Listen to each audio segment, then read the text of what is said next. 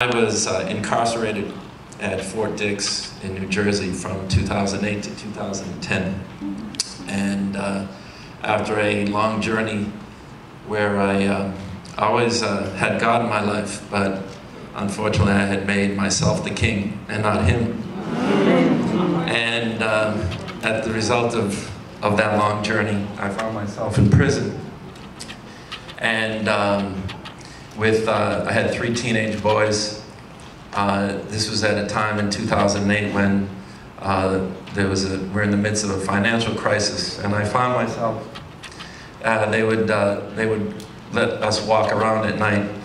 And Fort Dix is actually the largest federal prison in the country, so there was a lot of room to walk around in. And I found myself one night in December of 2008 when it was about 10 degrees out and I was the only person out there, which was unusual for such a large facility, walking around and saying to myself, how did I get here so far from where I'm supposed to be? And I must have said that 300 or 400 times in the course of about a 2-hour walk. And I felt like God had put me there for a reason, and I wasn't quite sure why. But I had this Bible that was my constant companion during that time. And what I would do is I would wake up in the morning and read. I started at Genesis, went through to Revelations, start over again, and I would finish when I would have to go out and eat or go to the gym or go to a visit. I would just put the page down and pick up where I left off the next time I picked up the Bible. So on that particular night, I was probably at the lowest of my low point. And as I was walking around saying, how did I get here so far from where I'm supposed to be, they rang the bell at 9:30. I went back to my cell, picked up the Bible where I left off, and I opened up to this page. This is the Men's Devotional Bible, and it's basically a Bible with devotions every few pages by noted Christians with a particular passage about that pertained to that particular Bible section that was in. And I actually opened the book, and I opened the page to a passage called From Wilderness to Mountain, which was written by a gentleman named H. Beecher Hicks.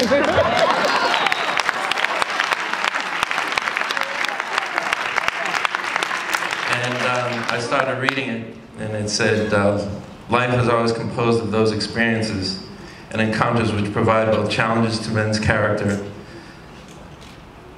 and the testing of one's spirit. To be sure, life is not only composed of experiences and encounters, it is also composed of question marks. In every life there are always questions which ought to be asked and which demand an answer.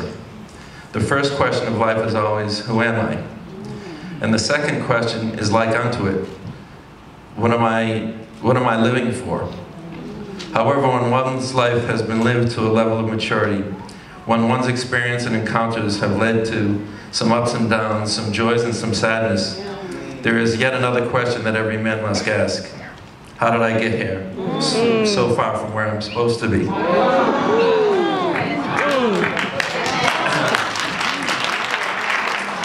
In 1 Kings, I see a defeated and desolate Elijah sitting under a broom tree in the solitude of his own sadness.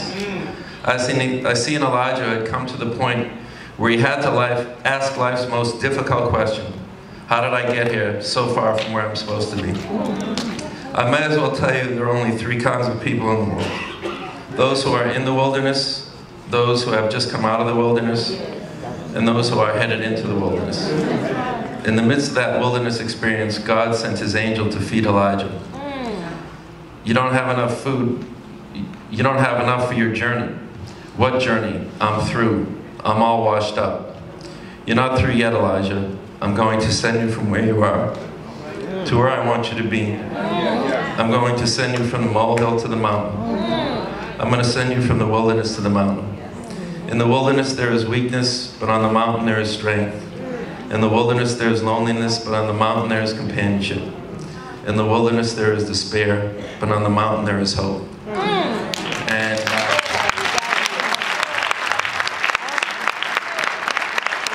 I'm happy to say that that I'm on the mountain now from the molehill. I'm not quite at the top of the mountain, but I'm climbing every day, and with God's help I'll get there. Thank you.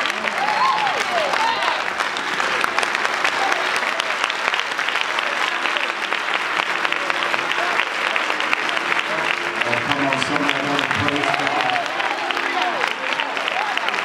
for the testimony. Amen.